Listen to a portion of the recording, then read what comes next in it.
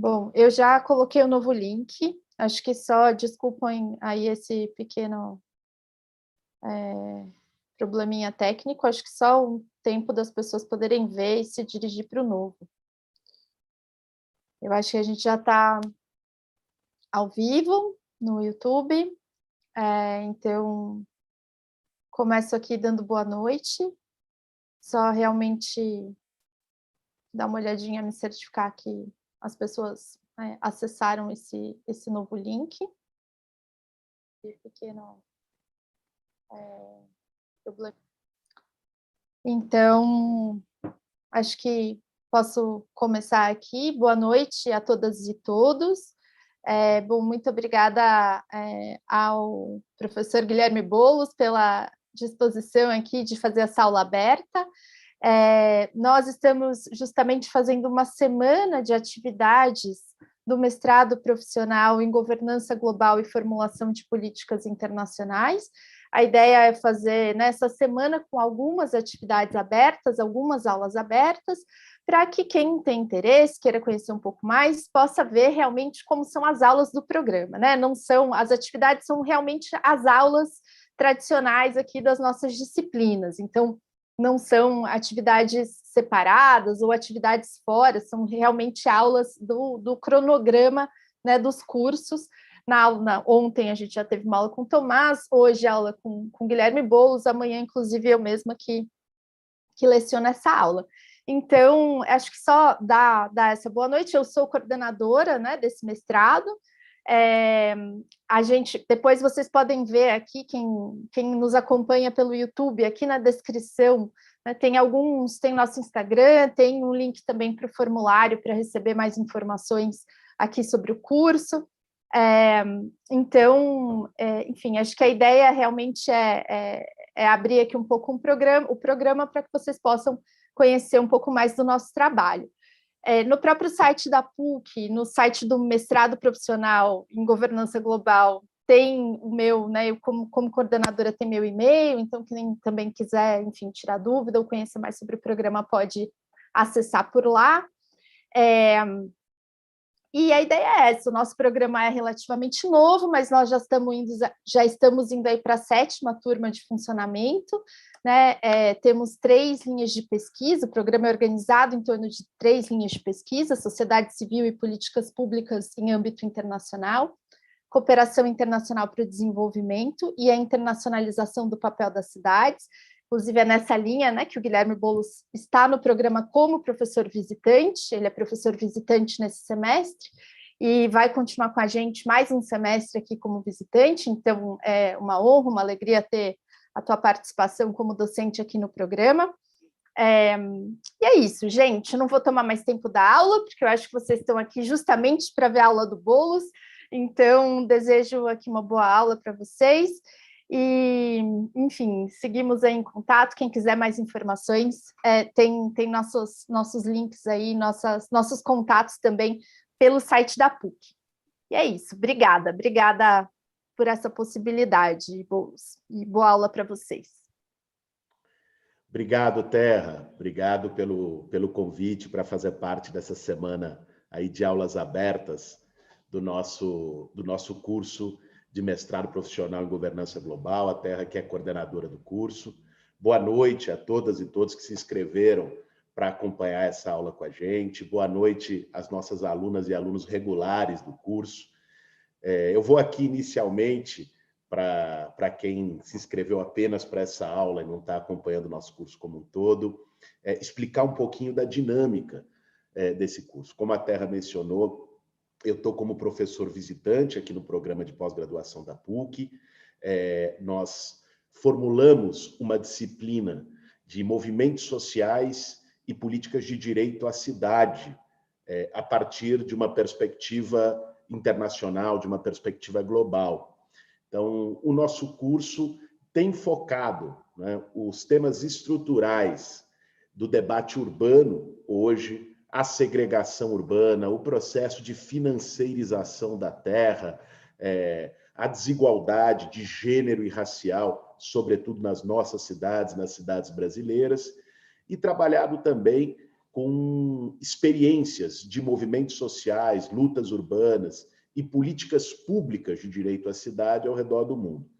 É evidente, o nosso foco acaba sendo mais aqui a realidade brasileira, usando muito as características da cidade de São Paulo, também pelo caráter paradigmático que tem de um certo modelo segregado de desenvolvimento urbano, mas também pegamos a perspectiva dos movimentos, por exemplo, de luta de desempregados territoriais, os piqueteiros em Buenos Aires. Vamos trabalhar mais adiante ainda nesse semestre a luta indígena e como isso se traduziu em movimentos sociais, sobretudo na Bolívia e no Equador, também como uma luta urbana, né? A plataforma dos afetados por hipoteca em Barcelona e toda a experiência da luta por moradia. Enfim, essa é uma interface entre a luta dos movimentos sociais e a formulação de políticas públicas. Muitas das nossas aulas têm convidados e convidadas que são especialistas ou participantes do tema em questão. Essa aula, particularmente, não.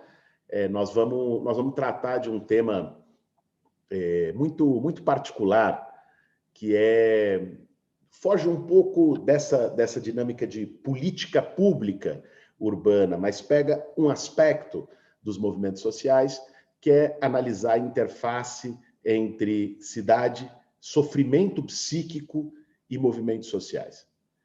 Esse é um tema que eu tenho desenvolvido uma pesquisa já há alguns anos. Fiz o meu mestrado na Faculdade de Medicina, no Instituto de Psiquiatria da Universidade de São Paulo, justamente numa pesquisa sobre esse tema, que eu vou falar um pouco mais adiante para vocês.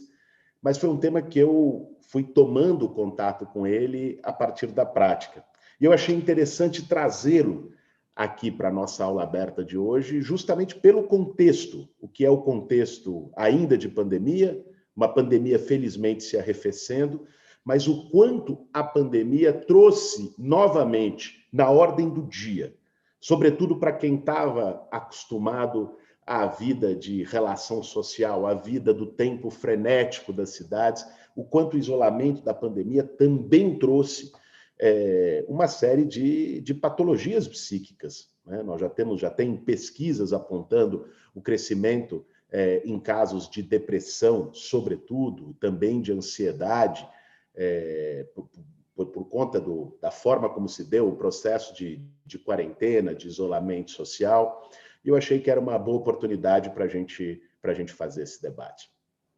Bom, gente, a maneira como eu cheguei a esse tema, ela tem a ver muito com a trajetória de atuação, de militância no movimento social, particularmente no movimento sem teto, quando convivendo com pessoas que viviam nas ocupações urbanas aqui na região metropolitana de São Paulo, eu pude ir, enfim, ouvindo de forma recorrente a percepção e o sentimento dessas pessoas sobre a relação entre o estado psíquico que tinham quando estavam, às vezes, isoladas, morando de aluguel, morando de favor na casa de alguém, e depois quando constituíram uma vida comunitária na ocupação. Eu me lembro como se fosse hoje do relato de uma senhora que na ocupação estava atuando, trabalhando na cozinha comunitária, na cozinha coletiva, quando ela disse que estava já há meses num processo depressivo agudo, e lá na ocupação, pelas relações que estabeleceu de convivência, de reconhecimento, de apoio e solidariedade, por ter saído de uma situação de isolamento, de solidão, ela deixou de tomar os medicamentos antidepressivos e se recuperou, ficou bem. Ou seja, existe aí uma relação entre, que ela se evidencia frequentemente pela prática, entre enraizamento social e comunitário, entre relações sociais comunitárias e uma vida subjetiva mais que solucione determinados problemas que a vida urbana nos traz com muita frequência. Depois de me deparar com vários casos dessa natureza, isso me levou a fazer uma pesquisa, um estudo nas próprias ocupações do movimento dos trabalhadores sem teto. Eu acho que o pano de fundo para a gente pensar o sofrimento psíquico na vida urbana contemporânea é o processo de desenraizamento, né? O processo de urbanização, sobretudo de urbanização no nosso país, no Brasil, foi um processo acelerado de êxodo rural, onde as pessoas tinham tradicionalmente uma vinculação com a terra e uma vinculação com um sentimento de comunidade nas vilas, nos interiores, nas pequenas cidades onde moravam, e foram jogadas na perspectiva de uma oportunidade de melhora de vida em grandes centros urbanos, metropolitanos, como São Paulo, Rio de Janeiro. Posso por aí? Será que faz? Bom, acho que tem alguém que está com o microfone aberto aí. Bom, resolveu. Enfim, e esse processo significou, para além de todos os efeitos sociais e econômicos que a gente sentiu nas últimas décadas, também trouxe fortes efeitos subjetivos de desenraizamento. É a perda daquela vivência comunitária, de redes de apoio que as pessoas tinham anteriormente. Por incrível que pareça, por curioso que seja, a vida urbana, numa grande metrópole, ela, apesar das pessoas estarem rodeadas sempre de outras pessoas, é como se estivessem sozinhas no meio da multidão, né? É uma multidão de pessoas anônimas, isoladas e separadas entre si, que cada vez menos cultivam relações de vizinhança, relações de comunidade, relações de solidariedade. A vida urbana, ao contrário, é cada vez mais marcada pelo isolamento, pelo medo, pela insegurança. E esse processo tem impactos sobre a vida psíquica das pessoas muito forte. Eu vou trazer aqui uma pesquisa, um estudo que foi feito há 9 anos atrás, em 2012, foi um estudo modelo da Organização Mundial da Saúde, em cidades de 24 países do mundo para medir índices de transtornos psíquicos. E vejam vocês, dentre as cidades desses 24 países, aquela que apresentou maior índice de transtornos psíquicos foi justamente a cidade de São Paulo. Naquele momento, em relação a transtornos de forma geral, 29,6% da população de São Paulo, na pesquisa, na amostra da pesquisa, declaravam ter tido algum tipo de transtorno no último ano. E 44,8% da população declarava ter tido algum tipo de transtorno psíquico, de episódio, durante a vida. Quase metade, né? Os que predominavam, como era de se esperar, é ansiedade e depressão. 20% das pessoas declaravam ter tido ansiedade e 11% declaravam ter tido depressão. Esse índice está acima de qualquer outra das cidades pesquisadas pela Organização Mundial da Saúde. E aqui, deu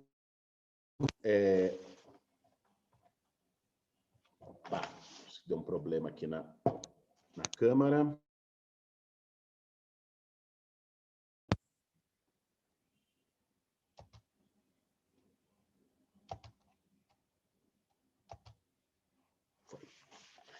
E aqui eu queria trazer um debate mais particularmente sobre o tema da depressão, né? Que é, segundo a própria Organização Mundial da Saúde, a principal causa de incapacitação ao trabalho e à vida no mundo. Hoje atinge algo em torno de 300 milhões de pessoas diagnosticadas com algum tipo de transtorno depressivo. No Brasil, nós estamos falando de quase 6% da população, praticamente o mesmo índice dos Estados Unidos. São países que estão ali no topo, no índice de pessoas diagnosticadas com depressão. É comum hoje, nós lemos em vários autores que tratam do tema, a ideia de uma epidemia depressiva, que tem a ver com este processo de urbanização acelerada, tem a ver com o processo de expectativa e padrões de consumo que se estabeleceu também no capitalismo nas últimas décadas, mas o fato, e pode, evidentemente, também ter a ver com sobrediagnósticos motivados por interesses da indústria farmacêutica. Quer dizer, a tristeza simplesmente não é depressão. A tristeza é parte da natureza e da vida humana. A gente ter episódios de tristeza é uma forma de lidar com frustrações naturais da vida, né? Existe também uma tendência, por pressão da indústria farmacêutica, dos antidepressivos, de se haver uma medicamentalização da tristeza, né? O que é um outro problema e que às vezes influi nos dados de diagnóstico de depressão. Agora, na hora que ela estava ainda assim, ainda assim, existe inegavelmente um aumento dos casos e dos diagnósticos de depressão nas grandes cidades do Brasil e do mundo, né? Eu vou trazer aqui a reflexão de dois autores sobre essa epidemia depressiva. Um deles, uma reflexão muito notória, do Pascal Bruckner, no seu livro Ensaios sobre o Dever da Felicidade, né, onde ele formula a seguinte ideia, de que a felicidade, mais do que um episódio da vida ou um direito que as pessoas têm, tornou-se um dever, né? O que ele quer dizer com isso? Tem uma frase muito emblemática do Pascal Bruckner, ele diz: infelicidade hoje não é mais só infelicidade, é muito pior. É o fracasso da felicidade.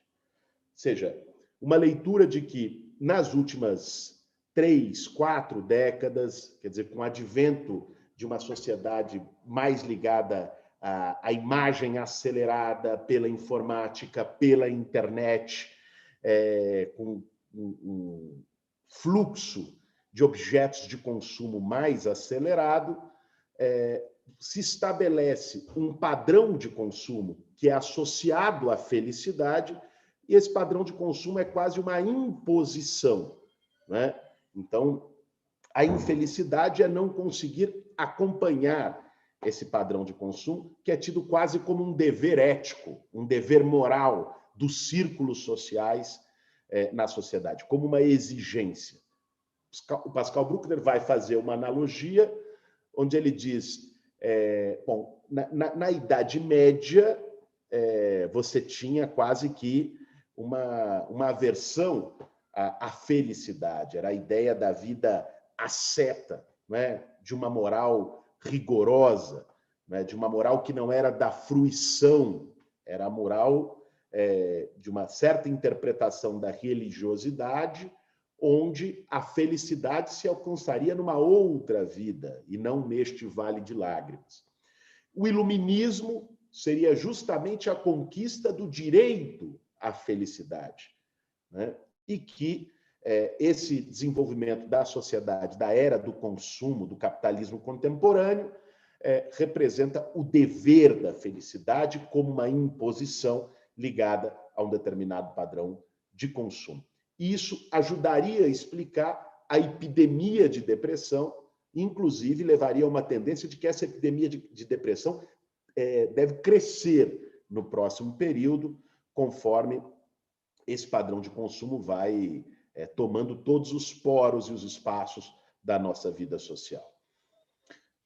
Nós temos uma grande psicanalista brasileira, Maria Rita Kell, num livro muito importante, que eu recomendo a todos e todas, chamado O Tempo e o Cão, é um ensaio da Maria Rita sobre depressão, sobre o tema da depressão, onde ela vai nessa mesma direção do Pascal Bruckner e diz, olha, a depressão ela é uma patologia social, porque ela é uma espécie de sinalizador do mal-estar na sociedade, né?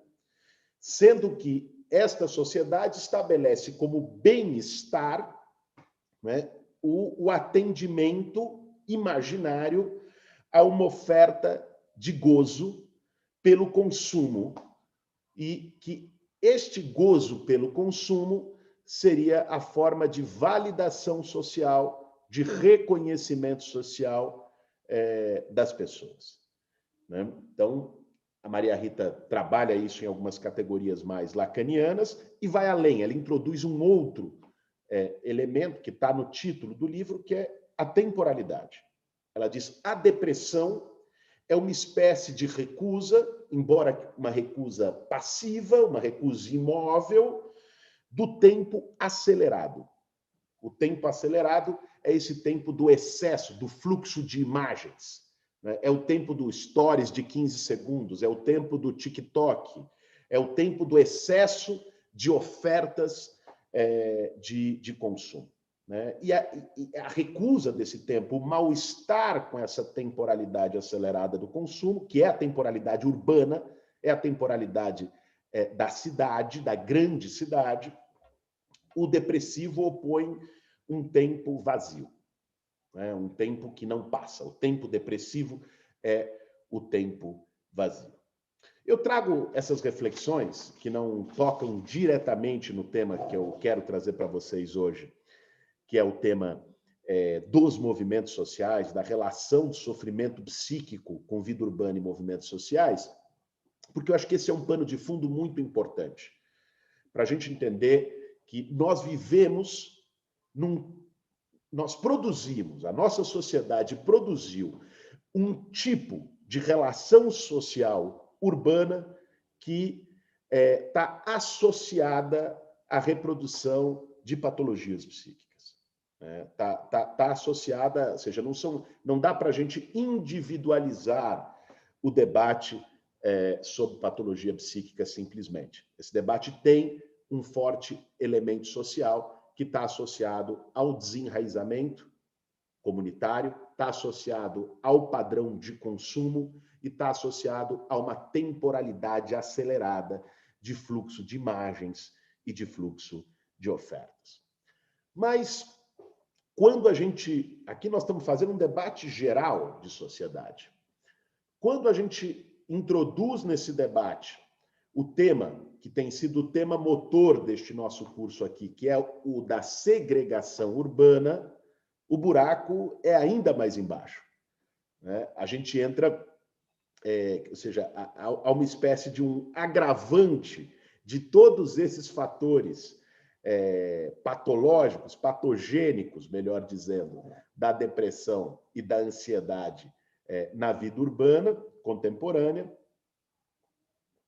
e a gente introduz elementos de como isso é vivenciado na situação dos mais pobres, na situação daqueles que historicamente foram excluídos, não apenas excluídos da possibilidade de consumo ou de atendimento ao padrão de consumo que é estereotipado como bem-estar, mas também excluídos da própria cidadania.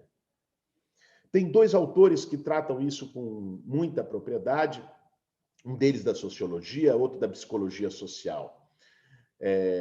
Um autor que eu quero trazer aqui, que certamente vocês conhecem, das ciências sociais, da sociologia, é o Gessé. O Gessé Souza, no seu livro Ralé Brasileira, o Gessé vai recuperar o conceito do Florestan de subcidadania.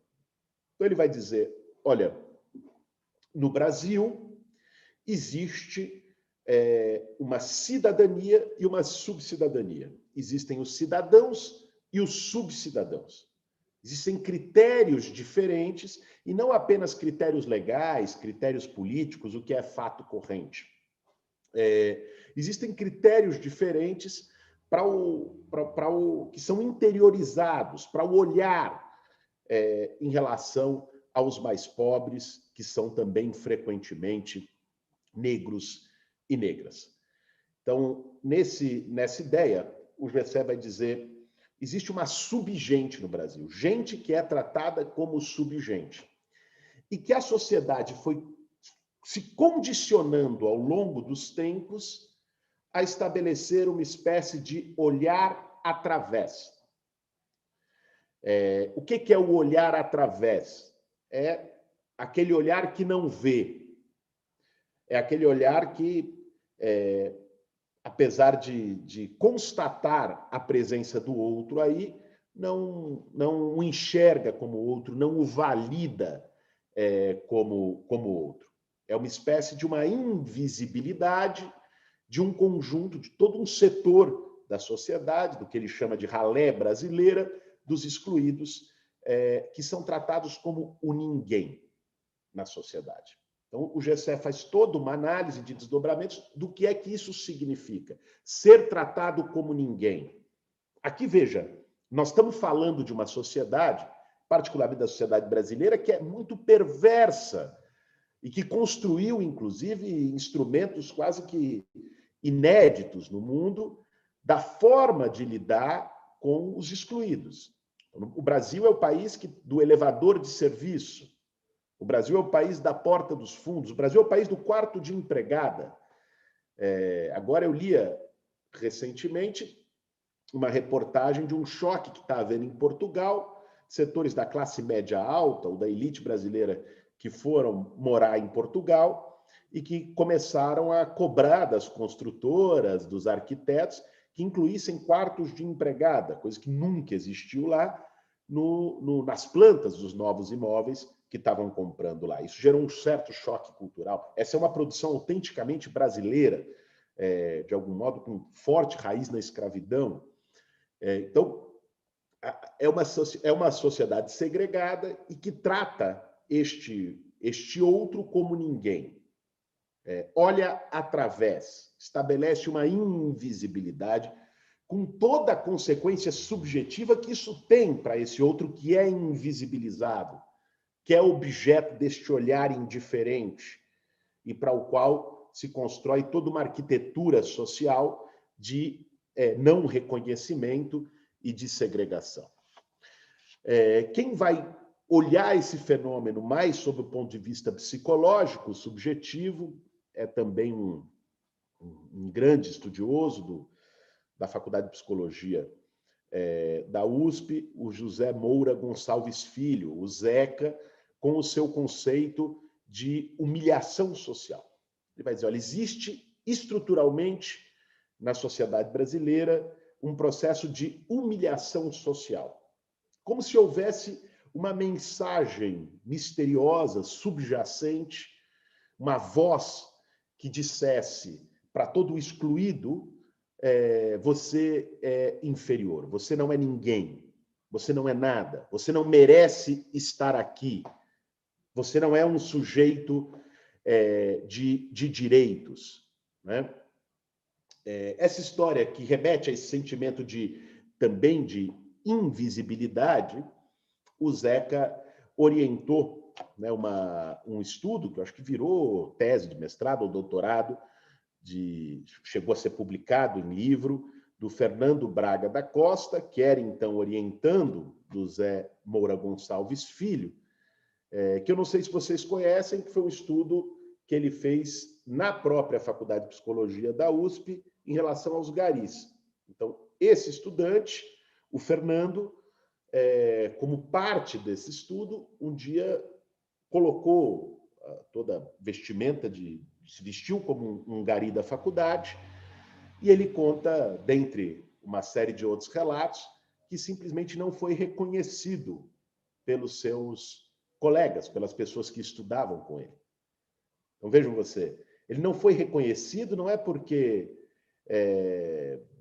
não repararam, é porque simplesmente é este olhar através, esta invisibilidade, né?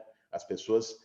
O gari ali é olhado a partir dessa perspectiva da invisibilidade, né? Isso, o Zeca vai retomar a ideia de que este processo de humilhação social está ligado justamente numa pesquisa incrível que ele fez na Vila Joaniza, aqui na Zona Sul de São Paulo, está ligado à ruptura dos vínculos comunitários, né?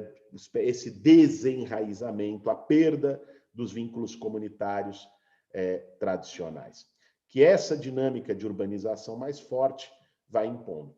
E, a partir dessa pesquisa, também ele conclui que um caminho para se reverter este processo seria justamente um caminho de participação social, ou seja, de reconstrução de comunidade, né? de sentimento de comunidade aflorando. E aí, justamente, que eu entro e vou apresentar para vocês alguns dados da pesquisa que eu tive a oportunidade de coordenar e depois de transformá-la numa tese de mestrado, em ocupações do movimento dos trabalhadores sem teto aqui na região metropolitana de São Paulo. Como é que foi essa pesquisa? Antes de eu compartilhar a tela aqui para mostrar para vocês os dados. Justamente a partir daquilo que eu disse no início para vocês, dessa experiência intuitiva de escutando das pessoas que diziam: olha, eu estava deprimida, eu estava deprimido. Quando eu vim aqui e comecei a me envolver, estabeleci relações, eu parei de tomar o remédio, estou bem, levantei da cama. E ouvindo isso frequentes vezes dentro do movimento, dentro de ocupações, dentro de espaços coletivos, a ideia foi justamente investigar isso. Então, nós fizemos uma pesquisa usando instrumentos consagrados de diagnóstico da psiquiatria. Então, a escala hospitalar de ansiedade e depressão, por exemplo, né, que é uma escala com uma série de perguntas para as pessoas, e a partir dessas perguntas se estabelece uma pontuação e um corte. A partir daqui é considerado sintomas depressivos, sintomas de ansiedade. Abaixo disso, não. Óbvio, como sempre, é um corte arbitrário, mas são cortes estabelecidos em estudos científicos e, de algum modo, legitimados na psiquiatria. Então, nós usamos esses instrumentos de pesquisa, também sobre solidão, participação social, todos eles questionários. E nós aplicamos em ocupações novas para pessoas que estavam entrando na ocupação, foram mais de 400 questionários aplicados, e depois de 3 ou 4 meses, nós aplicamos o mesmo questionário para essas mesmas pessoas, para poder notar se a convivência coletiva naquele espaço, no movimento social, tinha proporcionado alguma mudança de percepção das pessoas sobre o seu próprio estado psíquico. Então, é um questionário que as próprias pessoas respondiam e a partir disso, a gente pôde notar a variação dos sintomas de depressão e de ansiedade. E aquelas pessoas que demonstraram uma maior variação de sintomas, de redução de sintomas, particularmente de depressão, que era o nosso foco, a gente depois fez uma entrevista qualitativa, um bate-papo longo com essas pessoas, gravado, transcrito, e eu vou trazer para vocês alguns elementos, porque eu verdadeiramente acho que vale a pena, que é uma coisa muito interessante. Se eu consigo compartilhar isso aqui.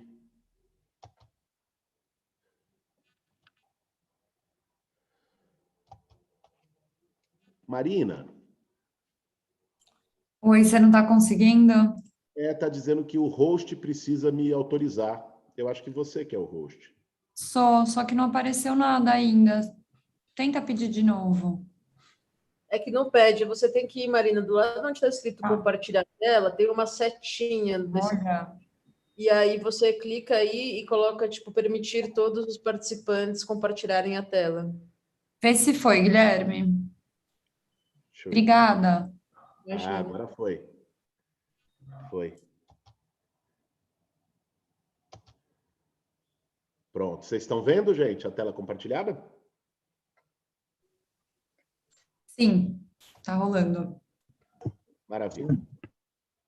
Então, eu vou trazer para vocês alguns dados que foram resultados dessa pesquisa. Bom, aqui tem só o nome da pesquisa, os instrumentos e a metodologia. Então, vejam vocês. Usando a escala hospitalar de depressão e ansiedade, a média de pontos, quanto maior a numeração, maior a pontuação, maior a incidência de sintoma. Quanto menor a pontuação, menor a incidência de sintoma. Então, a média de pessoas, a média da pontuação de depressão no primeiro momento, no momento de entrada na ocupação, era de 7,5. 3 meses depois, ela caiu para 4,8. Então, foi uma mudança bem significativa do ponto de vista estatístico. A de ansiedade também uma queda bem relevante, de 9,1 para 6,4. A de solidão, que é a escala de solidão da Califórnia, esse é o nome do instrumento, era de 20 e caiu para 12,8, que expressa o aumento das relações sociais das pessoas, a diminuição da solidão a partir da atuação no movimento social. E de relação social, essa é uma escala feita com o número de pessoas que você pode contar para determinadas circunstâncias. Então, é uma escala que diz para tal coisa, você pode contar com quantas pessoas, para tal coisa com quantas, para tal coisa com quantas. Então, neste caso, inverte. Quanto maior o número, é mais positivo, você pode contar com mais gente. Nesse caso, também houve um crescimento de 15,7 para 18,3. Então, a pesquisa constatou, com um universo estatístico bastante relevante, nós estamos falando aí de mais de 300 entrevistas, a pesquisa constatou uma alteração significativa de redução de depressão, de ansiedade, de solidão, de aumento de relação social das pessoas após alguns meses de participação. E aqui nós estamos falando do movimento social, mas nós estamos falando, sobretudo, de relação comunitária. Nós estamos falando dessas pessoas entrando num universo de relação, de espaços coletivos, de cozinha coletiva, de mutirões, de convivência com mais gente, esse processo de reenraizamento. Ainda, esse dado eu acho que é ainda mais relevante, porque este dado pega aquelas pessoas que, pela escala, já estariam caracterizadas como depressivas, né? Se vocês pegarem essa tabela anterior que eu acabei de mostrar para vocês, ela é geral, ela não separa. O corte, a escala tem um corte, quer dizer, por exemplo, 7. A partir de 7 é considerado incidência de sintomas depressivos. Menos de 7, não, né? Então, separando apenas aquelas pessoas que, pela resposta do questionário, já tinham sintomas depressivos, ou seja, estariam diagnosticadas, vamos dizer assim, como depressivas no primeiro momento, né? Neste caso, aí o índice era de 11,3 e alguns meses depois ele cai para 6,4, quase a metade. No caso das pessoas que não tinham incidência de depressão, vejam vocês, a redução é muito menor. Então, as pessoas que já tinham uma relação social ativa, não estavam com uma vivência depressiva, não mudou tanto a vivência comunitária, inclusive o nível de significância sequer é de alteração estatisticamente significativa. No caso da ansiedade, a mesma coisa, né? De 11,9 para 6,7 daqueles que já estavam, vamos dizer assim, diagnosticados como ansiosos no momento da entrada. Daqueles que não, a redução também é pouco significativa. Aqui essa tabela é particularmente interessante para estabelecer uma correlação, mostrar uma correlação entre depressão e solidão. Isso parece óbvio, né, mas não é tanto assim.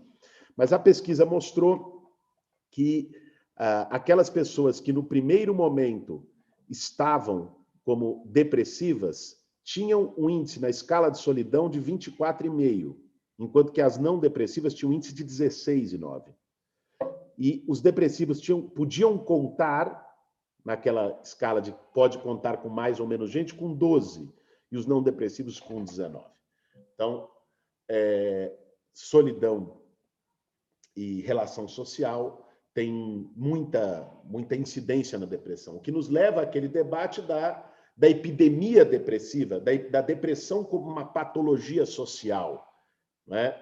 Então, este isolamento da vida urbana contemporânea, esse anonimato das pessoas sozinhas no meio da multidão, sem poder contar com ninguém, está muito associado à depressão. Bom, essa continuidade da tabela não demonstrou relevância estatística, mas isso eram questionários que foram aplicados se as pessoas tinham algum grau de participação social, política e de religiosidade. Não houve alteração entre depressivos e não depressivos. Até porque o índice de participação social e política sempre era muito baixo em todos os casos. Aqui,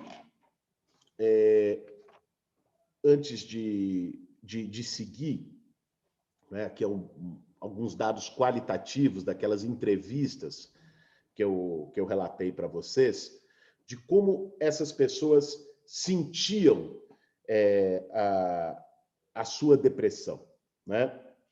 Então, vejam, aqui são categorias que apareceram nos discursos dessas pessoas que foram entrevistadas, né, e que relatavam uma depressão forte. Nós escolhemos justamente aquelas que tiveram maior alteração de sintoma e que, ao ir para o espaço do movimento social, da convivência, da comunidade, das redes de apoio, superaram os seus sintomas, né? Então, vejam que as categorias que mais aparecem para identificar no discurso das próprias pessoas a depressão é isolamento, né? Solidão, sentimento de vazio, sentimento de invisibilidade e inutilidade, né?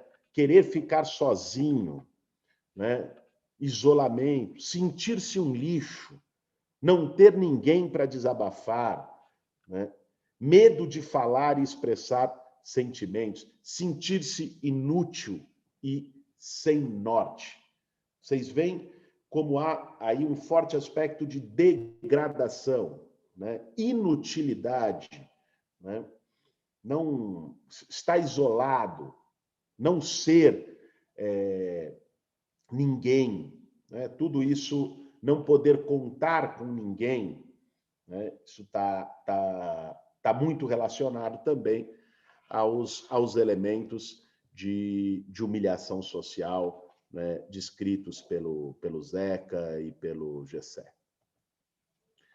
Aqui, vejam, já é a tabela de categorias utilizadas pelas pessoas no seu discurso, de como elas experienciaram, como elas experimentaram a vivência coletiva no movimento social, né? Então, e que significou para elas também uma porta de saída para os sintomas depressivos. Então, o que aparece aí, né? Por outro lado, preocupação com os outros, lutar com os outros, relações novas, acolhimento, sentir-se importante para os outros, presença constante dos outros, acolhimento, novamente, ser respeitado pelos outros, ajudar aos outros, sentir-se útil, né? Ser importante para os outros, ser reconhecido, né? Apoio, sentido para a vida, sentir-se alguém importante, reconhecimento. Veja como a força está ligada a essa alteridade, a esse convívio, a presença dos outros como um elemento que livrou essas pessoas de um sofrimento subjetivo atroz, né? O quanto esse sentimento de comunidade, de participação, aparece aí também família, uma família hospitaleira, lutar com os outros por um mesmo ideal, que nós estamos falando de um sentimento de pertencimento, né? O quanto esses elementos comunitários dão força, né, para as pessoas se revigorarem subjetivamente. Alguns pontos que eu queria trazer para vocês como perspectiva de reflexão sobre esse assunto. Por que as pessoas puderam sentir isso numa ocupação?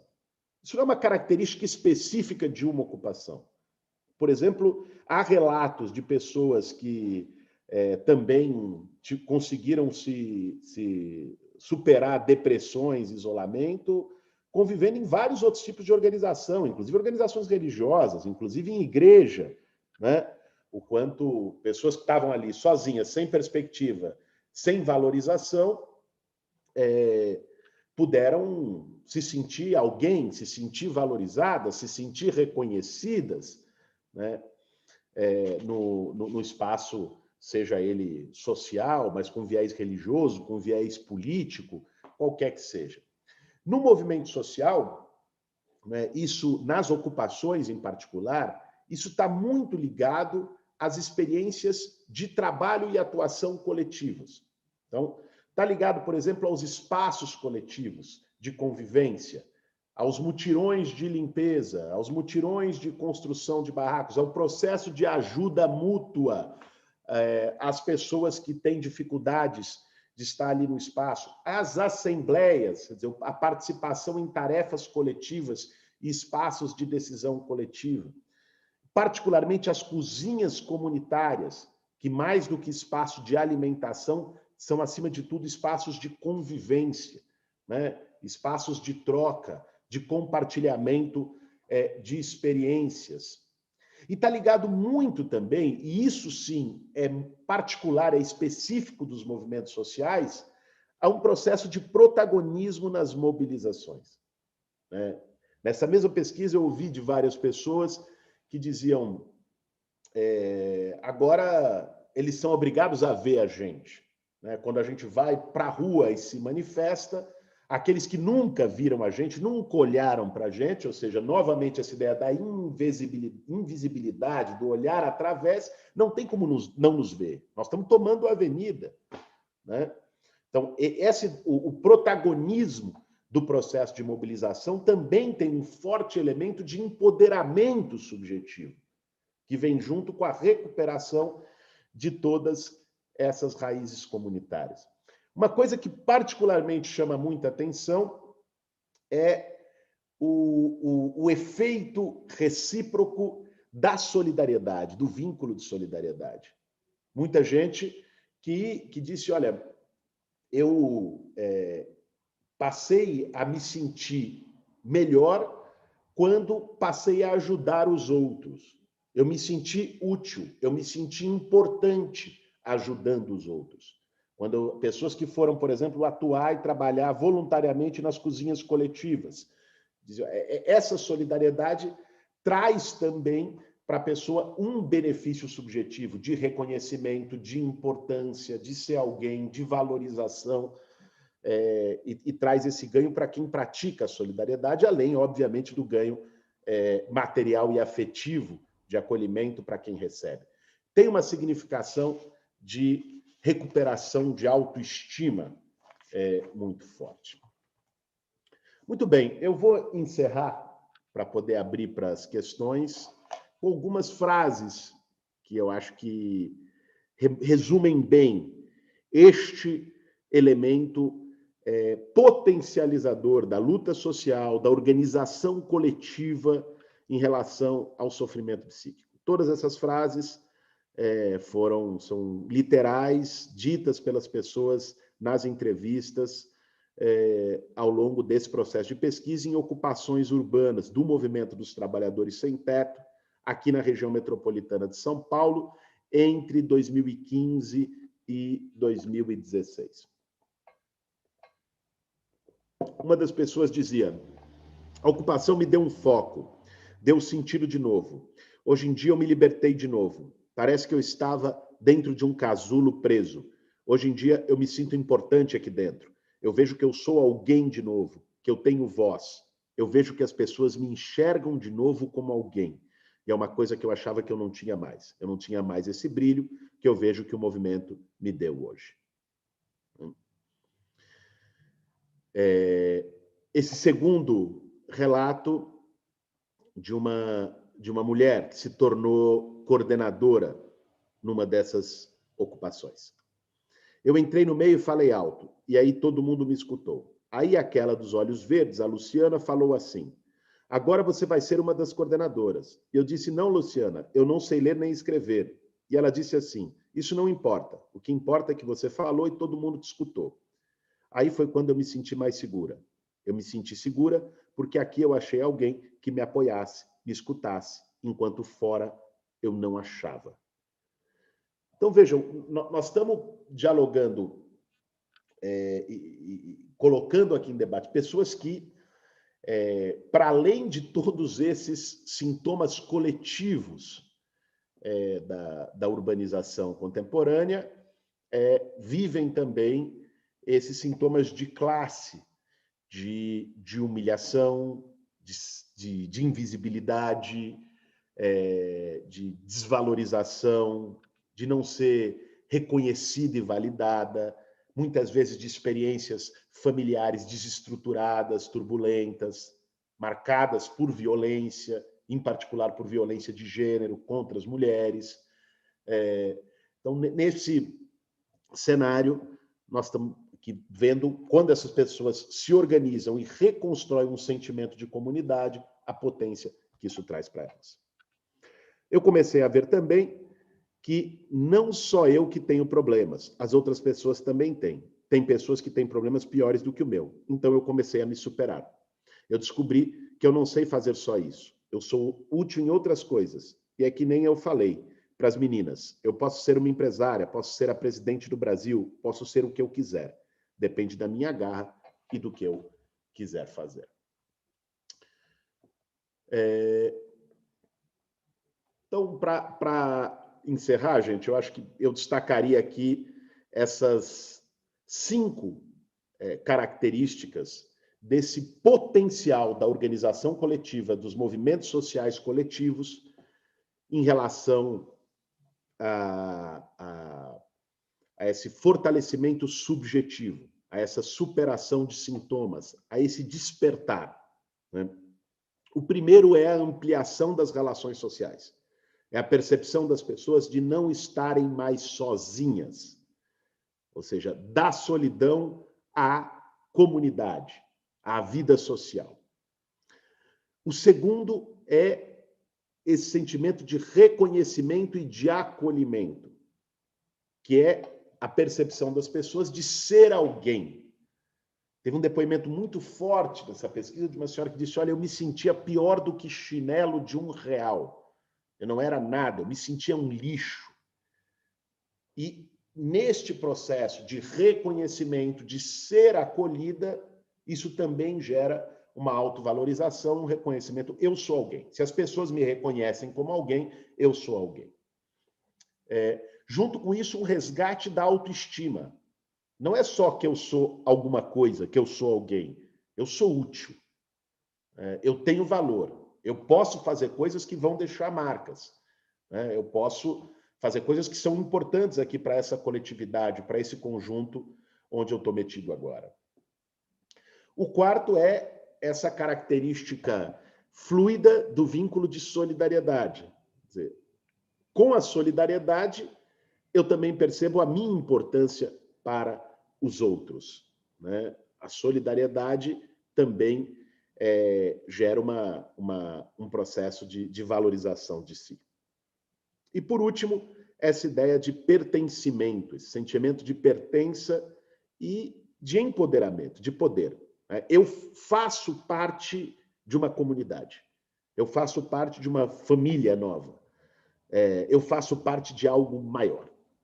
Eu não estou sozinho, tem mais gente por mim. O que acontecer comigo vai acontecer com outros, vai ter gente para me defender. Eu me sinto mais forte. né? Eu sou parte de uma engrenagem maior. Então, essas percepções vinculadas à atuação no movimento social, vinculadas a essa recuperação de sentimento de comunidade, tem um enorme potencial, não apenas do ponto de vista psíquico, mas do ponto de vista da consciência. Não apenas para superar sintomas de depressão, de ansiedade e outros sintomas psicossociais, mas também para que as pessoas despertem, recuperem sentido, recuperem potência de vida, como nós pudemos ver nesses relatos. Eu quis trazer esse debate, gente, pelo momento, né? Nós estamos, esperamos todos, no momento de saída de um período longo de isolamento, de pandemia, com fortes consequências psicossociais para toda a humanidade que sofreu isso. Então, esse debate se torna cada vez mais necessário. E também porque, para que a gente faça e traga essa reflexão de que a barbárie também se interioriza, né? Uma cidade segregada tem impacto sobre a vida subjetiva das pessoas. Uma desigualdade, processos de opressão, processos de segregação estruturais impactam, né, no psiquismo das pessoas. E, ao mesmo tempo, processos de resistência, de luta e de organização coletiva têm um impacto inverso também em gerar potência, em fortalecer, em liberar as pessoas de fortes sintomas e sofrimentos. Muito bem. Dito isso, vou aqui passar para as perguntas. A Marina pode conduzir essa parte, a Marina que está nos ajudando aqui em todo o processo de operacionalização tecnológica dessa nossa aula. Então, momento para comentários, reflexões, compartilhamentos e perguntas que as pessoas tenham. Vamos abrir, obviamente, para os nossos estudantes inscritos no curso, mas também para as pessoas que estão acompanhando, que se inscreveram e estão acompanhando pelo YouTube, podem fazer as perguntas no chat, que a Marina vai estar anotando lá para que a gente possa tocar esse segundo momento da aula. Marina. Oi, gente. Agora a Tatiana está com a mão levantada. Pode falar, Tatiana. Eu tenho várias, então eu vou fazer algumas e aí, se der tempo, depois eu faço outras. Porque eu estou estudando essa questão do efeito do neoliberalismo e o sofrimento psíquico, e aí eu estou tentando fazer esse link com o nosso mestrado, que é a questão de governança global, de relações internacionais e tudo mais. E aí, a primeira pergunta, Boulos, e aí eu vou encaixar em outra, se você já leu o livro do Safatli e do Dunker, né, do neoliberalismo como gestor do sofrimento psíquico. E aí, se sim, queria saber suas impressões, se não, enfim, é porque eu estou lendo para a tese e tal, então eu queria saber suas impressões em relação a isso. E aí, no âmbito da psicanálise, assim, tem também um livro do Dardot e do Laval, que fala muito sobre neoliberalismo e sofrimento psíquico também, que eu esqueci o nome agora, mas eles também falam muito do Lacan. E aí você mencionou esse livro da Maria Rita Kell, que fala também do Lacan, e aí do Gozo e tudo mais. E aí eu queria entender por que, se você tivesse a resposta, né, que talvez não sei, mas por que essa escolha pelo Lacan, assim, isso que eu não entendi muito bem ainda, qual que é essa riqueza que ele traz, que muita gente acaba trazendo ele quando a gente está falando dessas questões. E aí as outras perguntas eu deixo para depois, se não tiver ninguém na fila. Eu acho que pode continuar, Tatiana, porque só agora tem mais a Laura apenas. Pode falar, aproveita o momento Vai lá, aí. Tatiana, pode ir. Nossa, então eu só vou indo, vou tá open. E aí eu cheguei um pouquinho atrasada, estava no trabalho, mas outra pergunta seria, você falou muito do Gessé Souza e dessa tendência de exclusão, né, nos âmbitos urbanos. Da sua perspectiva, seria só nos âmbitos urbanos especificamente? Claro que tem as suas especificidades, né? Mas queria saber se você vê isso também numa tendência, né, global, né? E se, enquanto uma tendência global, a gente pode ver uma distinção, ao meu ver, eu acredito que sim, entre norte global e sul global, porque existe uma diferença também na questão de desenvolvimento, as desigualdades que existem nesses países, né? Então, eu acredito que quando a gente fala dessa subcidadania, principalmente no Brasil, eu queria pensar também, de repente, em outros tipos de subcidadanias de outros países do sul global, por exemplo. E se isso se aplica, enfim. Que outra mais? Tá.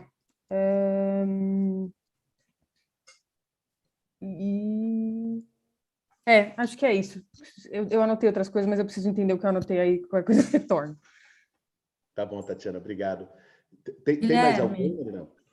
tem a Laura, mas antes de chamar a Laura, eu vou complementar aqui com uma das questões que surgiu aqui no chat do YouTube, da Juliana, mais especificamente, dela perguntando sobre a importância dos espaços públicos dentro do espaço urbano, para toda a questão do sofrimento psíquico, e aí ela trouxe especificamente o exemplo do Parque Ibirapuera, que ela achou já muito elitizado e tal, e acho que tem a ver também com um pouco do que está acontecendo no Parque Ibirapuera agora, com a privatização.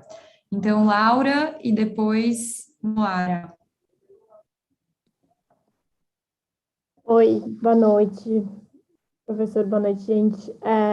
Eu queria te perguntar, Boulos, se na tua pesquisa, ou se você se deparou em algum outro momento com outras pesquisas que apresentavam o viés da questão racial ou social na percepção das questões, né, dos problemas e questões psiquiátricas, psicológicas, né, dessa população, porque existem estudos que apontam que existe uma percepção na sociedade, né, de que mulheres e homens negros são percebidos como mais fortes, mais resistentes, né, e inclusive a dor física, né, existe esse viés racista dessa percepção social. Eu queria entender se a questão psíquica também passava, assim, por esse viés racista, né, e que pessoas de realidades socioeconômicas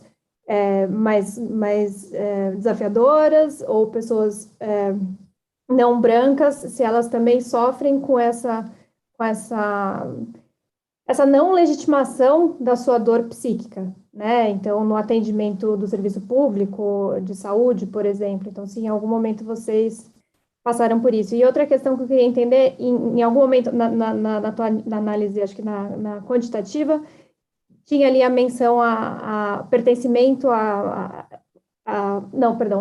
exercício da religiosidade, né? Não pertencimento a uma comunidade religiosa. Queria que você comentasse um pouquinho sobre isso, assim, se havia uma diferença, pelo que eu entendi, não, pelo número cru ali, mas se havia uma diferença entre aqueles que pertenciam a uma comunidade religiosa, justamente por pertencer a uma comunidade religiosa, se eles tinham um pouquinho mais se sentiam mais acolhidos ou mais pertencentes a um grupo, ou se isso não fazia a menor diferença do ponto de vista da sua saúde mental, assim. Acho que é isso. Obrigada. Guilherme, você quer responder o que veio agora ou continuamos mais uma rodadinha? Deixa só a Moara, que está com a mão virtual levantada lá. A Moara pergunta e eu já respondo esse bloco. Vamos lá, Moara. Eu tenho algumas perguntas também, eu até nem sei se é melhor fazer logo agora. Mas eu tenho 3 perguntas. A primeira vai um pouco no sentido do que a Laura tinha perguntado, não sobre o recorte racial, mas sobre o recorte de gênero.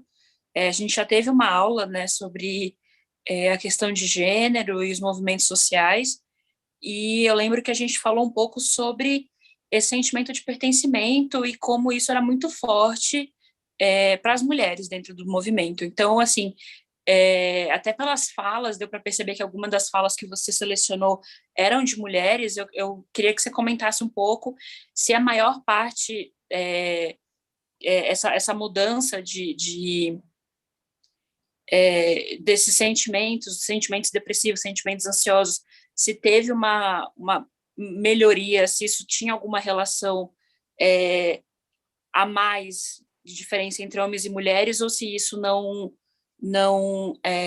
foi observado. A segunda pergunta é mais uma questão de, assim, impressão pessoal tua. Eu imagino que não tenha nem como continuar uma pesquisa agora, nesse momento, mas queria te perguntar um pouco sobre a sua percepção do momento que a gente está agora, desses últimos meses, do tal do fica em casa, que nem todo mundo tinha como ficar em casa, desse sentimento de insegurança de trabalho e de pandemia, e de a gente não ter remédio, e como isso influenciou o sofrimento psíquico das pessoas que estão nas ocupações. E a última pergunta,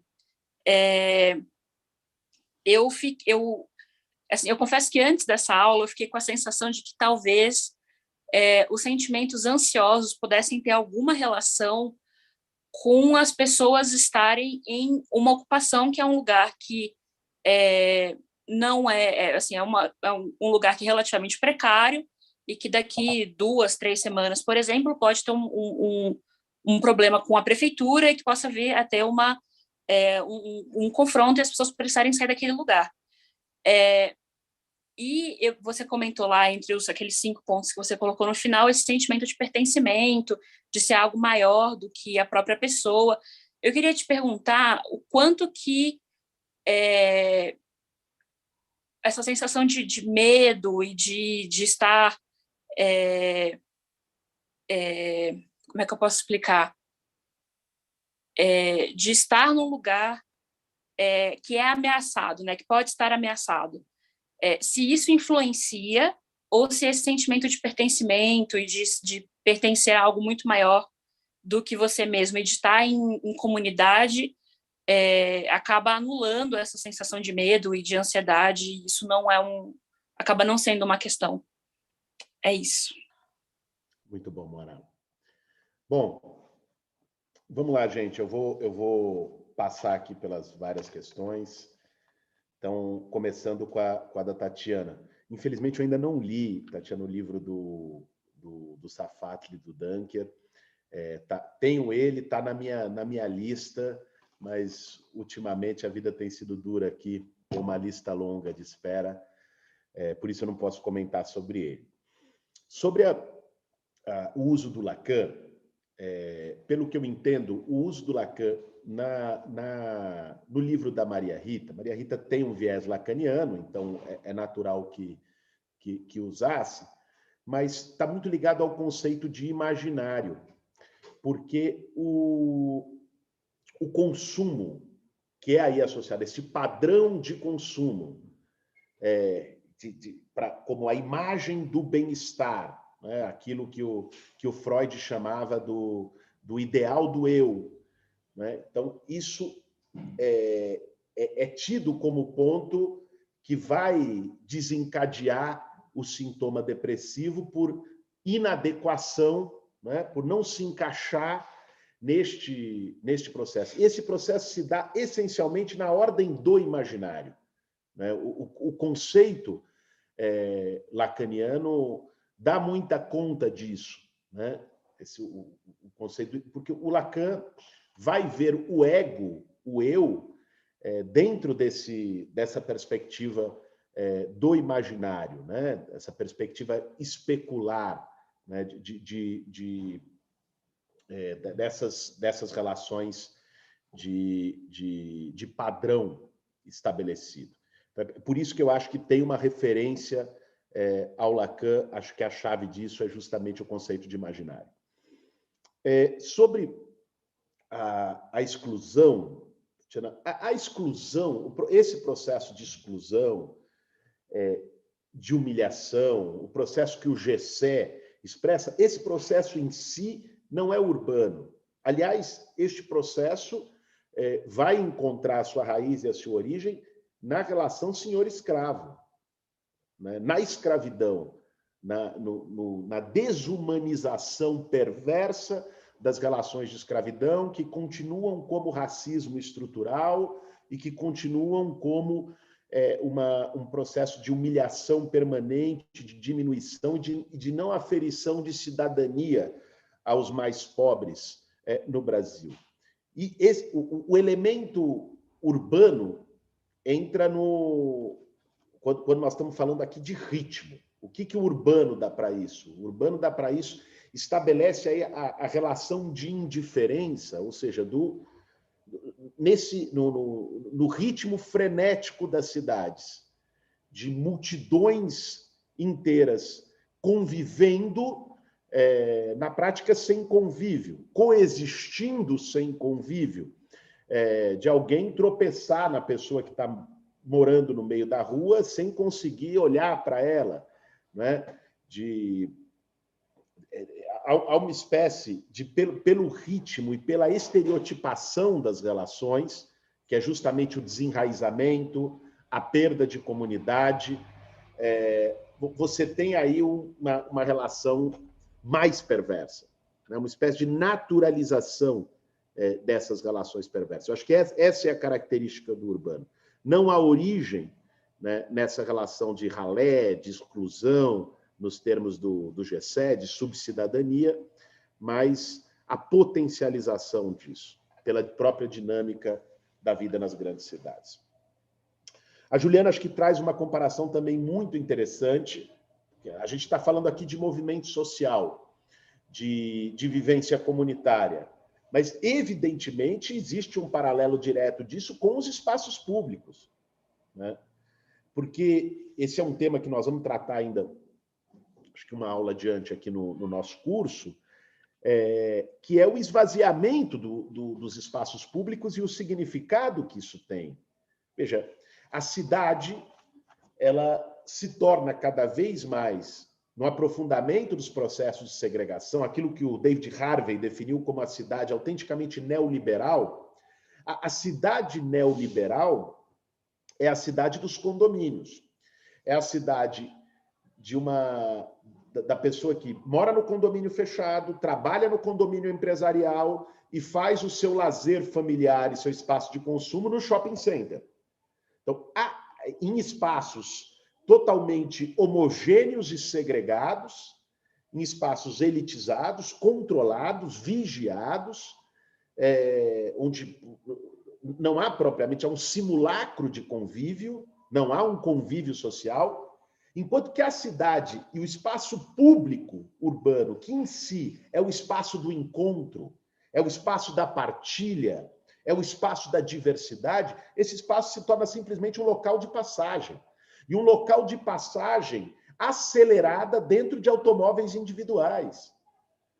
Então, esse esvaziamento da cidade tem tudo a ver com o processo de isolamento, desenraizamento e de perda de dinâmica comunitária, né? Porque, de algum modo, o espaço de encontro também é um espaço comunitário, a praça é o espaço comunitário, o parque público é o espaço comunitário. Quando se coloca catraca no parque, quando agora, como no Parque do Ibirapuera, que foi o exemplo que se trouxe, vocês devem ter visto a notícia dessa semana, vão começar, além da cobrança do estacionamento, vão cobrar de grupos que vão fazer Cooper ou correr no parque, então as pessoas que forem em grupo vão ter que pagar. Você vai criando um processo de elitização natural, de maior segregação. Então, eu acho que tem todo sentido a consideração trazida pela Juliana. Bom, questão da Laura. Primeiro, o tema da religiosidade, Laura, não está aí nessas tabelas que eu apresentei, a relação entre pessoas que têm maior religiosidade ou menor religiosidade com depressão. A única relação que se estabelece é a relação entre pessoas assim, se as pessoas eram... se elas alteraram a sua religiosidade entre um momento e outro na ocupação, para poder analisar se haveria algum outro fator de influência, se haveria algum viés na pesquisa. Né? Porque se houvesse um aumento também da religiosidade, talvez a melhora dos sintomas depressivos e de ansiedade não se devesse à atuação na ocupação, mas se devesse, eventualmente, ao aumento da religiosidade. Então, aquilo lá foi muito mais para uma espécie de controle e de proteção de enviesamento do que para poder medir se a religiosidade, porque esse não era o objeto da pesquisa, se a religiosidade também tinha esse mesmo efeito. O que deu como não estatisticamente significativo foi a variação de religiosidade, ou seja, as pessoas não se tornaram mais ou menos religiosas nesse período da ocupação. A outra questão que a Laura traz e a Moara também complementou, o viés racial e de gênero. Isso foi muito marcante na pesquisa. Primeiro, porque este processo de humilhação social, de invisibilidade, acontece por essas razões históricas, por uma sociedade que nunca superou de verdade o processo de escravidão, nunca elaborou o processo de escravidão, acontece muito mais entre os negros. Isso se consolidou como racismo estrutural. Então, isso era muito visível na pesquisa, um impacto maior entre negros e negras, né? E também um impacto maior, Moara, em mulheres. E aí, isso, nas entrevistas qualitativas, isso aparecia de várias formas. Essas mulheres também sofriam mais e eram mais vulneráveis, nesse caso, à depressão, por situações de abandono, muitos relatos em relação à separação, abandono depois do filho, ter mãe solo, ter que cuidar dos filhos sozinhas, desempregadas, e o pai não dava pensão, relato do quanto isso impactava na estruturação familiar, na própria relação com os filhos, de falta de rede de apoio, de violência, né? Relatos de violência doméstica, eventualmente até relatos de violência sexual em outros períodos da vida, na infância. Nessas entrevistas apareceram vários relatos de abuso na infância e na adolescência, por tios, eventualmente por pais, e o quanto isso também era, nas respostas e no encadeamento dessas mulheres, isso era, obviamente, também um desencadeador da sua depressão, como algo que as marcava, que as feria. Então, isso era muito forte. E, ao mesmo tempo, o efeito inverso na comunidade também se mostrou mais forte entre mulheres. Mas aí eu também acho que há um viés, porque, se você olhar, são as mulheres que estão no protagonismo dessa atuação nas ocupações. Você olha nas cozinhas coletivas, nos mutirões, nas coordenações dentro das ocupações, a enorme maioria é de mulheres. Então, as mulheres também acabaram sendo maioria entre as entrevistadas e as que relataram esse processo. Bom, a outra questão que você levantou, Moara, sobre a ansiedade, a ameaça. Não há um aumento de ansiedade na ocupação. Pelo contrário, o que houve foi uma redução da ansiedade durante o período da ocupação. Quando tem a primeira mensuração, quando a pessoa está entrando, e depois de 3 meses, a ansiedade se reduziu bastante. Eu acho que se sobrepôs, sim, o sentimento de pertencimento, o sentimento de coletividade em relação aos conflitos e às incertezas, às inseguranças que a ocupação promove. Até porque essas pessoas que foram para a ocupação justamente porque estavam antes também numa situação de grande insegurança, porque estavam sendo despejadas das suas casas individuais, porque não podiam mais pagar aluguel, porque estavam morando de favor na casa de alguém, sofrendo pressões e humilhações. Então, eu não acho que, mesmo com todas as incertezas, risco de despejo que a ocupação traz para aquelas pessoas, isso significou um aumento da ansiedade em relação à situação anterior. Eu acho que é isso, gente, das questões levantadas. E aí, Marina, temos mais uma segunda rodada aí, seja no chat ou no grupo?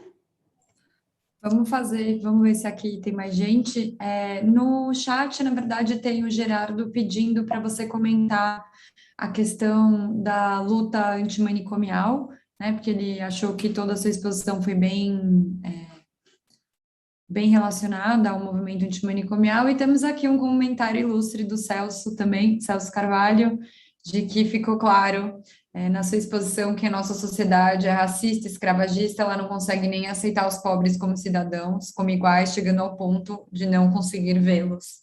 E aqui no nosso chat privado da aula tem vários comentários rolando, mas acho que o da Caroline falando que ela lembrou de algumas outras reflexões, mas tentando o que ela trouxe a forma com que levamos a nossa vida nessa lógica do trabalho, individualismo e da superprodutividade é um dos principais fatores que está nos levando a ficar doentes e cada vez mais isolados, ao mesmo tempo que tem conduzido a sociedade para, abre aspas, o desenvolvimento. Acho que vale também comentar um pouquinho isso.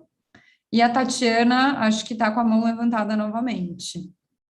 Aproveita, Tatiana. Eu tô, vou almoçar hoje. Não, eu acho que é mais uma provocação, no sentido de...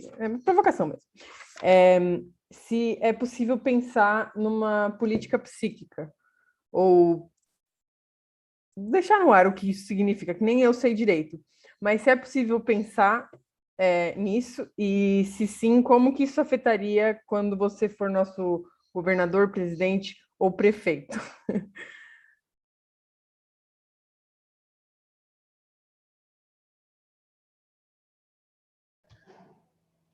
Vamos lá. Eu vou fazer o comentário. As perguntas, na verdade, estão muito ligadas entre si, elas remetem a um núcleo. Primeiro, só comentar essa que apareceu no chat sobre a luta antimanicomial, que é uma luta essencial. Já, enfim, participei e apoio todos os movimentos de luta antimanicomial. A reforma psiquiátrica brasileira foi um exemplo nesse sentido. Lamentavelmente, tem sofrido retrocessos nos últimos anos, né? As políticas de internação sob o manto das comunidades terapêuticas têm ganhado força e muitas vezes ligados enfim, a interferência política religiosa, né? Ganhado força no processo, se reabriu leitos de internação manicomial, se tirou recursos de processos de deshospitalização, dos CAPs, dos hospitais-dia, que são fundamentais para o combate à lógica do encarceramento, à lógica manicomial em relação ao sofrimento psíquico. Existem experiências incríveis, né, de combate a isso. Enfim, existe todo um movimento social, né? A questão do Celso, da Carolina e da Tatiana, eu acho que elas se relacionam. O Celso, na verdade, fez esse comentário. Aliás, satisfação ter o Celso aqui com a gente, grande Celso Carvalho, urbanista, enfim, grande estudioso de questão urbana e direito à cidade no Brasil. E a questão da Carolina, retomando esses valores, quer dizer, a sociedade do individualismo, do ganho, e como isso é associado à ideia de desenvolvimento, e a Tatiana traz a ideia da política psíquica. Eu acho que, em última instância, essas questões estão ligadas a uma ideia de disputa de valores. Aliás, a uma ideia que o bolsonarismo traduziu na perspectiva de guerra cultural. A gente tem ouvido cada vez mais esse termo de guerra cultural, e, de fato, existe uma guerra de valores e de culturas aberta na nossa sociedade. né? Ela está patente quando a gente, enfim, pega assim, a disputa sobre os valores individualistas que são naturalizados como os únicos possíveis, até numa espécie de verniz pragmático, de maturidade, né? Só é possível ser assim. Quem age de outro modo trabalha na esfera da ilusão, é uma espécie de uma regressão infantil ser solidário, né? Construir vínculos de coletividade, de cooperação, é tido como uma utopia inócua, que não funciona. Nós estamos tratando propriamente de disputa de valores. E os valores neoliberais, que são valores que levam ao individualismo exacerbado, né, ao consumismo sem freios, né, e a competição contínua entre as pessoas, esses valores erigidos como valores sociais dominantes têm fortes consequências psíquicas. Esses valores produzem isolamento. Esses valores produzem falta de reconhecimento do outro. Esses valores aprofundam processos de sofrimento psíquico.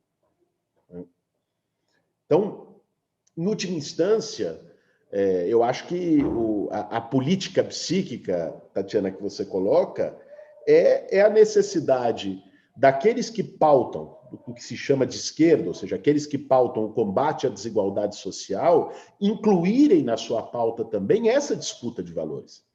O Pepe Mujica, numa entrevista, uns 2 anos atrás, disse uma coisa que eu acho que tem muito a ver com isso que nós estamos falando aqui. Ele disse, meio que fazendo uma análise do governo dele no Uruguai, dos governos progressistas na América Latina, o ciclo de governos, inclusive aqui no Brasil, ele disse, nós erramos ao só se preocupar em formar consumidores e não se preocupar em formar cidadãos. O que o Mujica dizia com isso? Dizia, olha, ok, nós temos sim, ainda mais em sociedades tão desiguais como o caso da nossa, que se preocupar nas políticas de ascensão social, de combate à fome, isso passa por consumo, isso passa por geração de renda, isso passa por geração de emprego, mas isso por si só não é suficiente. É preciso produzir na sociedade um debate cultural, um debate pedagógico, educacional, que passe pela convivência em novos valores.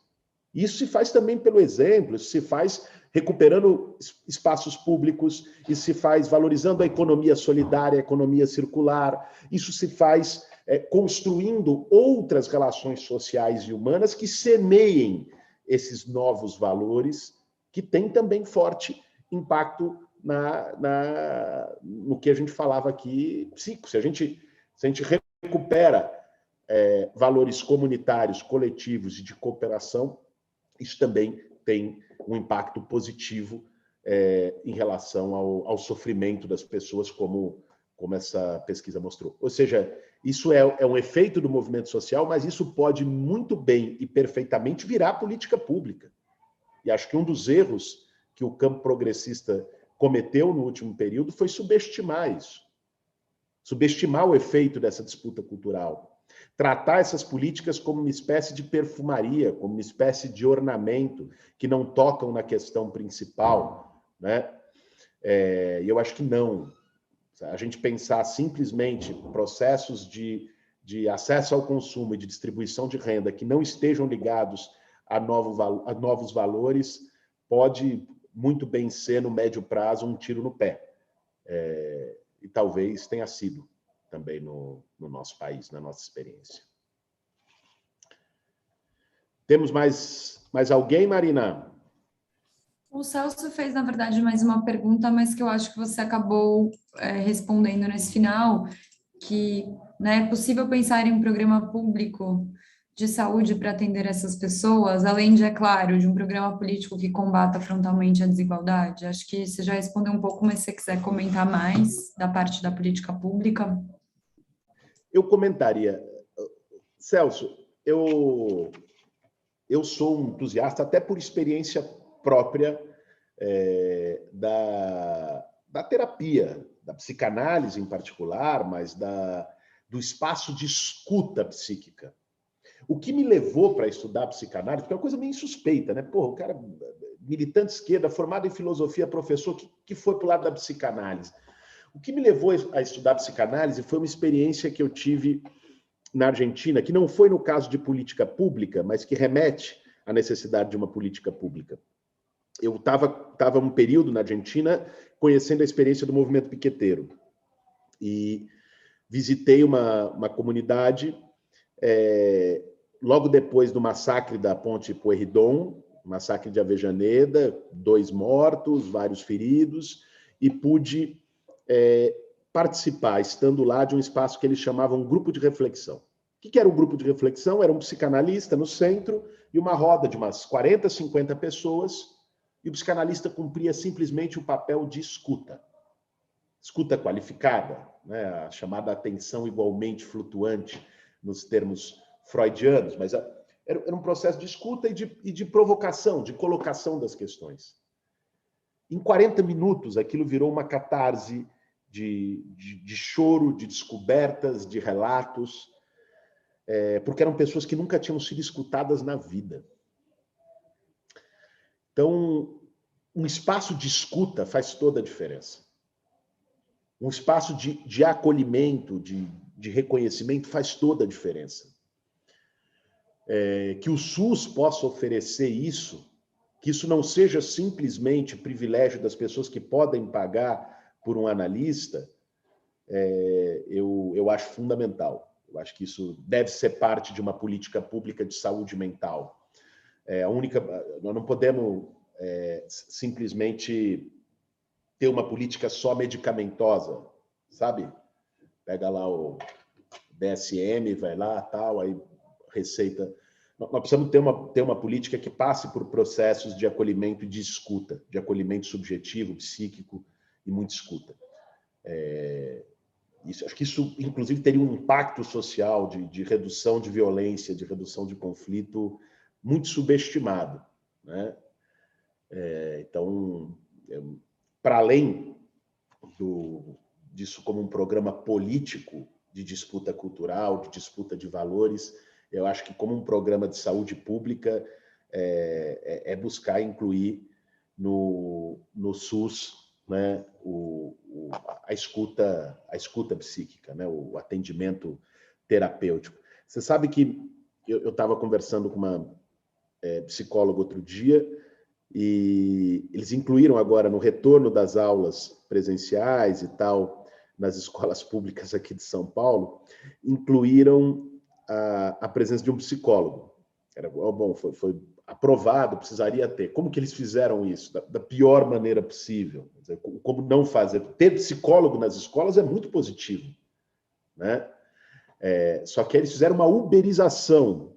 Então, o psicólogo vai lá, ele tem que se cadastrar numa plataforma do Estado, o Uber do psicólogo, e ele ali é chamado para uma consulta, para receber R$10 por consulta, e você não mantém a continuidade, né? Você faz um processo horroroso. Aí também a fórmula de como precarizar também o próprio trabalho de escuta dos psicólogos.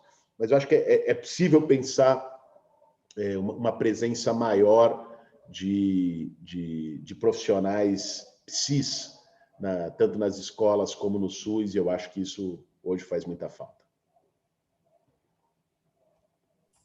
Guilherme, a gente não tem mais nenhum comentário nem pergunta, mas eu queria fazer aqui um comentário breve, porque eu acho que além de toda a sua pesquisa, que traz a experiência das ocupações, a questão do pertencimento, ela traz muito a parte da participação política, o que hoje em dia parece também muito relevante, porque a gente está nesse contexto que é para além da pandemia, né?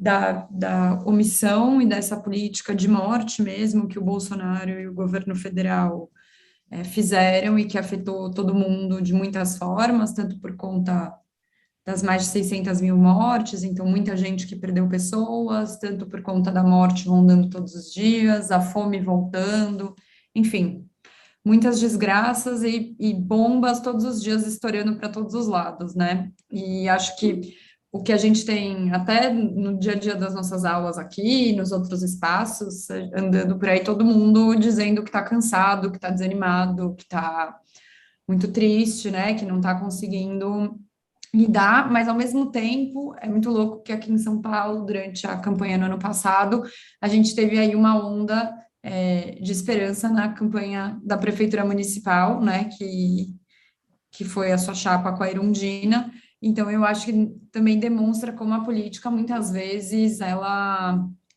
nos salva e nos tira um pouco desse lugar, porque ela traz uma perspectiva coletiva e uma perspectiva de saída, né, de esperança. Acho que é uma ótima aula e um ótimo estudo, especialmente para esse momento que todo mundo está atravessando, né? Não, com certeza, Marina. Eu acho assim, a política, ela se faz de muitas formas, né? Seja a política que se faz na disputa partidária eleitoral, na disputa das instituições, seja a política que se disputa no movimento social, numa associação comunitária, seja a política de disputa de valores, e todas elas envolvem compartilhar ideais e objetivos coletivamente. Compartilhar ideais e objetivos coletivamente, quando a gente está falando de algo que não é movido por interesse financeiro, por outros interesses, nós estamos falando de esperança, nós estamos falando de sonho, nós estamos falando de uma dimensão do ideal.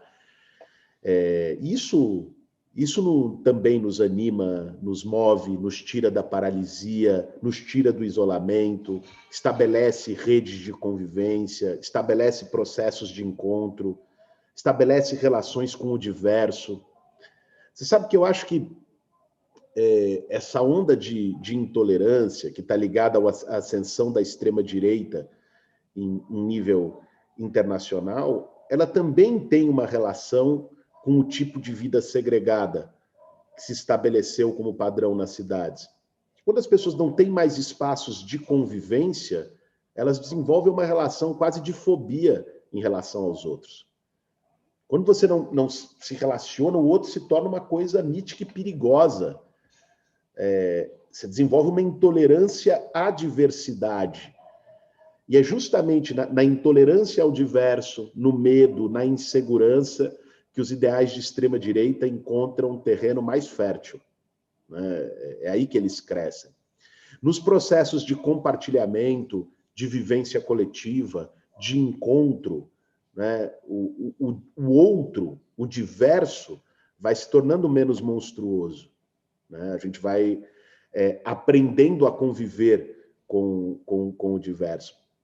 E isso tem um impacto sobre nós também, de tirar medo das costas, de tirar ódio das costas, de converter isso em sentimentos muito mais positivos, né? De convívio e de compartilhamento de esperanças.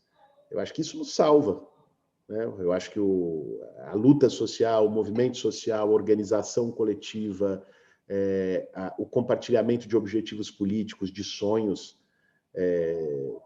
nos salva diariamente, né? Justamente por nos dar esperança. Mas é isso. Gente, eu quero agradecer a todas e todos que nos acompanharam, aqueles que se inscreveram na aula, que não são participantes do nosso curso, mas se inscreveram para acompanhar essa aula aberta de hoje pelo YouTube, né? Agradecer também a todas as alunas e alunos regulares do nosso curso, lembrando que a próxima aula nossa será no dia 26, na próxima terça-feira, com a apresentação e orientação dos trabalhos, né? A apresentação preliminar, a conversa sobre os trabalhos em grupo temáticos que vocês têm feito. Marina, não sei se tem mais alguma questão ou se a gente pode já encerrar o nosso encontro de hoje. Nossa, na verdade, surgiu uma questão aqui de último minuto. A Nilda falou que na introdução da aula você falou de um tempo mais lento, de um tempo de solidariedade que é bem diferente desse tempo de competição típico do capitalismo. E aí ela queria que você comentasse o ponto da solidariedade, se a solidariedade é a chave de melhoria. Eu achei bem significativo por conta especificamente das cozinhas solidárias, da Revolução Solidária, enfim. Olha, eu acho que a solidariedade é o grande ponto de melhoria. Não só pelo impacto que ela tem concreto, objetivo na vida das pessoas, mas pelo impacto que ela tem em relação àqueles que praticam também a solidariedade. Digamos que nós vivemos numa sociedade praticamente da indiferença. A primeira oposição à indiferença ainda não é a solidariedade, é a empatia, né? Aquela que nos permite superar a frieza da relação com o outro e perceber o outro como alguém, e perceber, ser capaz de sentir, né, as dores e os sofrimentos do outro. A solidariedade é um passo além da empatia, porque a solidariedade é uma empatia ativa. É você pegar e fazer alguma coisa com isso. Eu não fico simplesmente condoído com a dor alheia, né? Eu pego isso e transformo numa ação. E ao transformar isso numa ação, isso, além de impactar o meio social, isso também me fortalece, né? Isso nós vimos muito nos depoimentos das pessoas que relatavam depressão, o quanto perceber alguém que está numa situação pior do que eu e poder ajudar essa pessoa, o quanto isso faz se sentir útil, se sentir importante, se sentir alguém importante para o outro, né? E o quanto isso, de algum modo, dá sentido. Então, eu acho que a solidariedade é uma grande chave dessa disputa cultural, dessa disputa de valores que a gente vive hoje. De um lado, um ideal de sociedade do cada um por si, do individualismo, que é justamente a dessa cidade da depressão, né? Você não pode contar com ninguém, você está sozinho no meio da multidão. E, de outro lado, um modelo de sociedade, uma ideia de sociedade pautada na solidariedade, na valorização do outro, na coletividade, nos princípios de cooperação e convivência, que é justamente nessas ideias que estão calcadas essas experiências de superação da depressão e de empoderamento subjetivo. Bom, dito isso, e não havendo mais questões, eu quero desejar um excelente fim de terça-feira, boa noite a todas e todos, relembrando nossa próxima aula para os participantes do curso na terça-feira, e agradecendo muito a participação de todos vocês, em particular daqueles que se inscreveram hoje para assistir essa aula aberta. Obrigado, gente. Nada, boa noite. Obrigada, professora. Obrigada, Boulos. Boa noite. Boa noite, gente. Boa noite.